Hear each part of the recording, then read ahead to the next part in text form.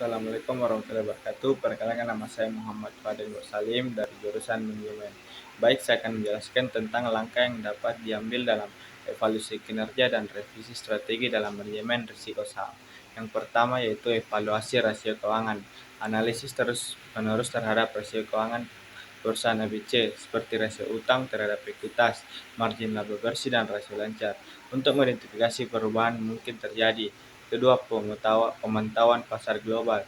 Terus memantau fluktuasi pasar global dan mengidentifikasi peristiwa ekonomi atau politik yang dapat mempengaruhi harga saham. Ketiga, penilaian risiko operasional. Melakukan audit dan evaluasi reguler terhadap risiko operasional, termasuk masalah produksi, rantai pasokan, dan keamanan pabrik. Menetapkan langkah-langkah perbaikan jika ditemukan risiko yang signifikan. Keempat, revisi strategi persaingan. Mengkaji kembali strategi persaingan perusahaan ABC dengan fokus pada peningkatan keunggulan kompetitif. Memastikan bahwa rencana strategis mengakomodasi perubahan dalam lingkungan persaingan. Kelima, pemantauan persaingan industri.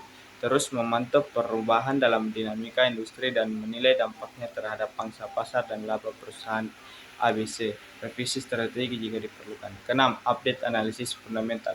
Rutin mengupdate analisis fundamental termasuk memeriksa inovasi produk, pangsa pasar, dan strategi manajemen. Mengukur kinerja terhadap proyeksi pertumbuhan jangka panjang.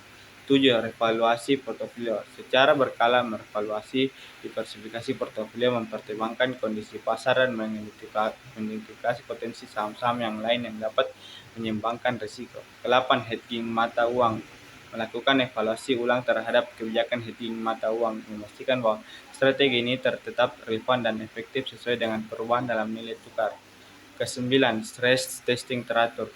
Melakukan stress testing secara teratur dengan skenario risiko yang berbeda untuk mengidentifikasi potensi kerentanan yang menyesuaikan strategi manajemen risiko sesuai hasil pengujian. Terakhir, komunikasi terbuka. Mempertahankan komunikasi terbuka dengan manajemen perusahaan untuk mendapatkan informasi terkini dan memahami perubahan strategi perusahaan yang dapat memengaruhi kinerja saham.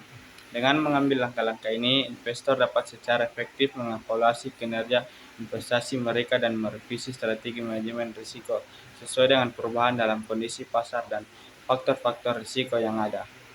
Sekian, wabillahi taufiq hidayat. Wassalamualaikum warahmatullahi wabarakatuh.